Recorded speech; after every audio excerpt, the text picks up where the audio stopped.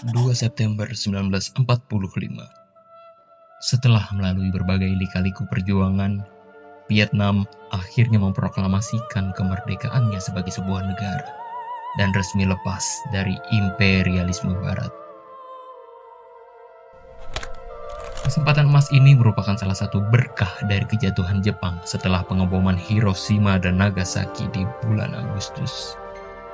Padahal, Jepang baru saja berkuasa penuh di Indochina selama 6 bulan sejak 9 Maret 1945 setelah merebutnya dari Prancis yang sudah berkuasa sejak abad ke-19. Sayangnya, rakyat Vietnam ternyata tidak bisa menikmati kemerdekaan ini dalam waktu yang lama. Pada November 1946, perang kembali meletus antara Vietnam dan Prancis. The French and the Viet Minh became involved in a series of confrontations which resulted in late 1946 in the outbreak of an open war, with the government of Ho Chi Minh fleeing into hiding. The French aim was to end the war quickly. They employed textbook classic moves, a version of the Blitzkrieg, which had torn across the countryside of Europe. Setelah perang berlangsung 2 hari, pasukan Vietnam yang dipimpin oleh Ho Chi Minh melarikan diri ke pegunungan dan Prancis berhasil menguasai pos demi pos di wilayah Moi. Pasukan Vietnam di bawah Ho Chi Minh berjanji akan membalaskan dendam dan merebut kembali kekuasaan. Bagaimana akhirnya Vietnam bisa merdeka dari belenggu imperialisme yang sudah berabad-abad lamanya? Lalu, bagaimana bisa Prancis berkuasa kembali setelah Vietnam merdeka? Bagaimana bisa akhirnya Vietnam merdeka sepenuhnya setelah memerangi pertempuran yang tidak seimbang, di mana awalnya Vietnam dipandang sebelah mata oleh militer barat karena Vietnam tidak memiliki alat tempur yang mumpuni. Video ini merupakan bagian pertama sejarah perlawanan Vietnam untuk merdeka dari imperialisme dan sejarah perang proksi antara dua negara besar di dunia, yaitu Amerika Serikat dan Uni Soviet.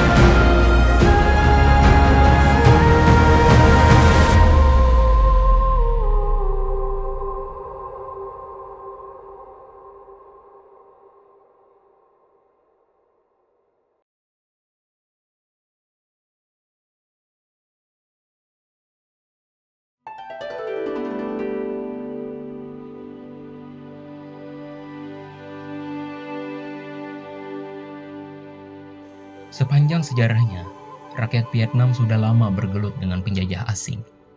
Tiongkok, musuh lama mereka yang telah berkuasa selama lebih dari 1000 tahun sampai dengan abad ke-15. Dan setelah berhasil memperoleh otonomi, Vietnam mulai berkembang pesat ke selatan, bahkan berhasil menguasai delta Mekong, wilayah subur di bagian selatan yang merupakan kekuasaan Kamboja. Dengan berdirinya dinasti Nguyen pada 1802, Vietnam terus memperluas wilayahnya hingga seluas sekarang. Sayangnya, di tahun-tahun selanjutnya, Vietnam justru sering mengalami konflik sipil karena perebutan wilayah kekuasaan di dalam negeri. Kenyataan ini yang kemudian dimanfaatkan penjajah baru, yaitu Prancis. Dalam salah satu konflik internal, pemimpin faksi di selatan menyatukan negara dengan bantuan tentara bayaran Prancis. Selain itu, Prancis juga berabad-abad sudah mengirimkan misionaris Katolik ke Vietnam untuk memperkenalkan Katolik. Ketergantungannya pada Prancis membuka jalan bagi keterlibatan Prancis di negara tersebut. Lagi-lagi, Ini juga bisa dijadikan sebagai alasan untuk menguasai Vietnam di kemudian hari. Tahun 1850, dengan dalih melindungi umat Katolik Vietnam, Prancis memulai penaklukan negara tersebut dengan membuat regulasi bahwa seluruh administrasi harus dikelola oleh Prancis. Hingga akhirnya tahun 1884, Vietnam berada penuh di bawah dominasi kolonial Prancis. Selain itu, dengan cepat Prancis juga menguasai Kamboja dan Laos. Penguasaan tiga negara ini dilakukan Prancis di bawah Uni Indochina Prancis dan kemudian dibagi menjadi 5 departemen administratif. Cochin China, sebuah koloni di Vietnam Selatan, dan 4 protektorat, yaitu Kamboja, Laos, Annam, dan Tonkin.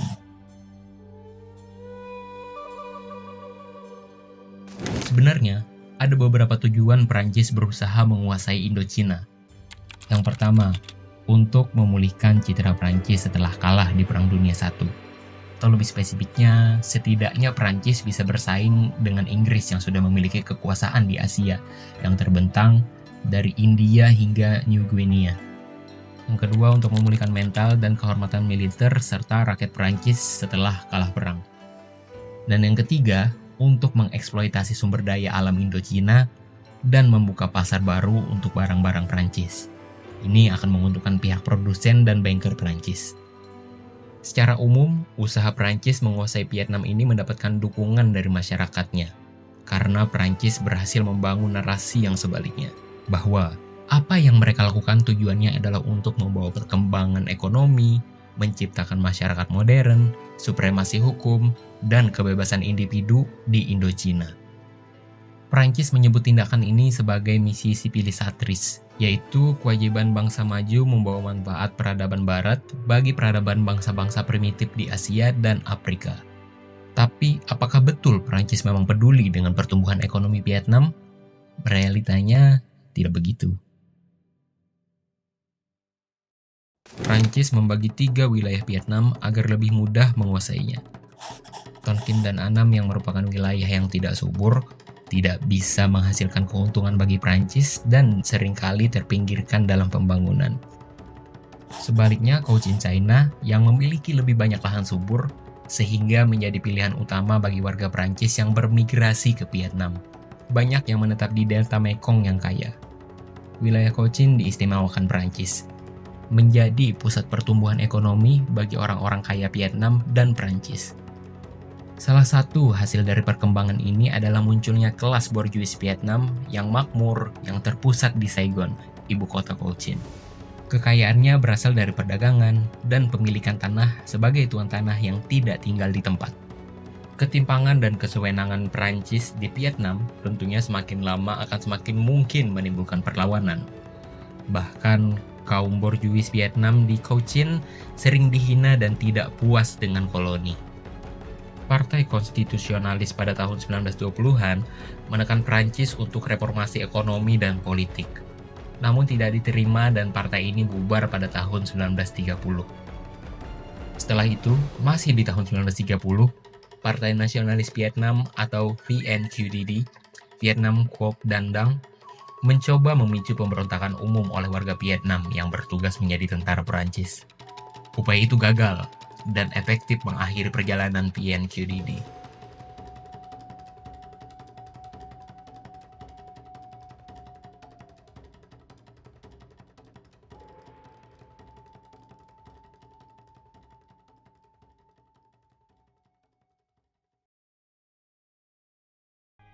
Dalam kondisi di bawah tekanan kolonial, Marxisme mulai mendapatkan pengikut di antara beberapa nasionalis Vietnam yang belajar di Paris selama dan setelah Perang Dunia I.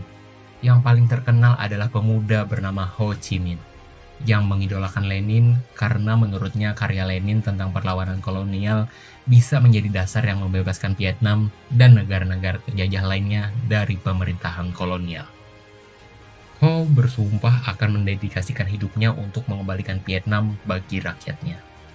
Pada Oktober 1930, Ho berhasil mendirikan Partai Komunis Indochina alias Indo-Chinese Communist Party atau ICP yang bertanggung jawab untuk memfasilitasi kegiatan revolusioner di seluruh Indochina jajahan Prancis. Tentunya proses pendirian partai ini tidak mudah.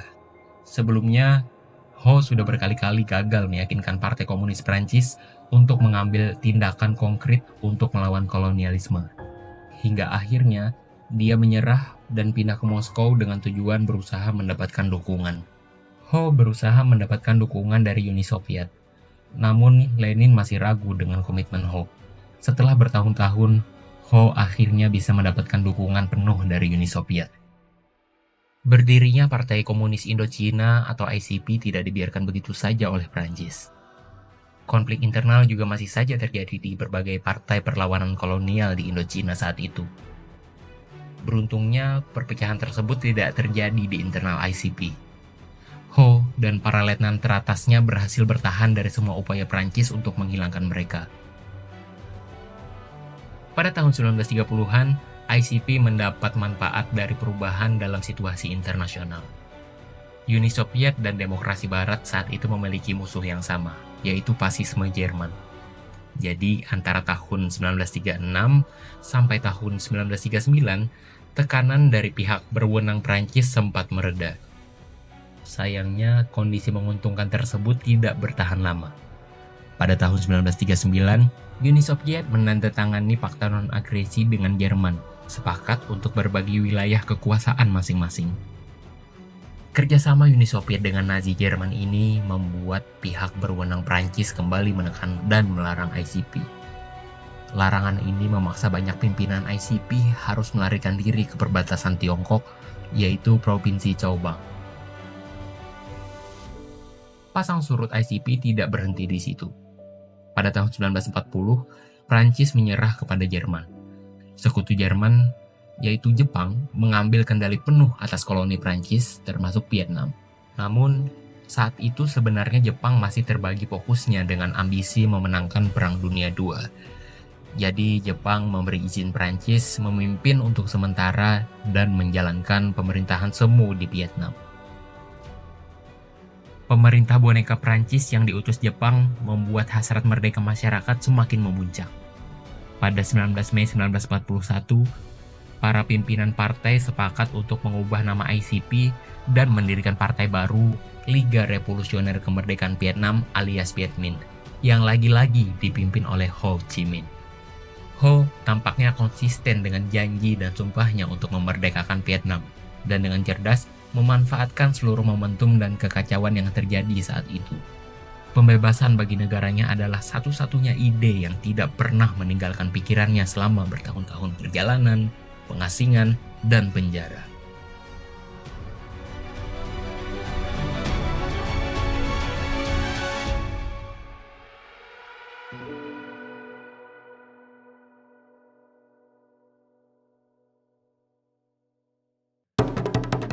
Pada 9 Maret 1945, Jepang tiba-tiba mengambil alih kontrol pemerintahan Indochina. Setelah 5 tahun kerjasama dengan otoritas Prancis untuk menguasai Vietnam. Kondisi ini tidak bisa diterima begitu saja oleh Viet Minh. Dengan bantuan terbatas dari unit intelijen Amerika Serikat, Viet Minh secara sistematis mulai mengganggu penguasaan kolonial baru. Di sisi lain yang menguntungkan, Presiden Amerika Serikat Franklin Roosevelt atau FDR telah menyatakan dukungan untuk kemerdekaan Indochina karena menurutnya pemerintahan Prancis eksploitatif dan tidak bertanggung jawab. Puncaknya adalah ketika Jepang menyerah setelah bom atom di Hiroshima dan Nagasaki pada bulan Agustus. Viet Minh segera bertindak untuk mengisi kekosongan, menduduki markas pemerintahan di Hanoi. Lagi-lagi, tentunya ini dengan dukungan dari Amerika Serikat. Antara 18 dan 20 Agustus, para pendukung Viet Minh mengambil alih sekitar 60 ibu kota distrik dan provinsi. Dan pada tanggal 29, Viet Minh membentuk pemerintahan nasional yang mereka sebut Pemerintah Sementara Republik Demokratik Vietnam atau DRV, dengan ibu kotanya di Hanoi. 2 September 1945, hari yang sudah sangat lama dinantikan akhirnya tiba. Ho Chi Minh memanfaatkan momentum untuk menyatakan kemerdekaan Vietnam di lapangan Badin di Hanoi. Bởi thế, cho nên chúng tôi lâm thời chính phủ của nước Việt Nam mới đại biểu cho toàn dân Việt Nam tuyên bố phát ly hẳn quan hệ với Pháp, xóa bỏ hết những hiệp ước mà Pháp đã ký về nước Việt Nam.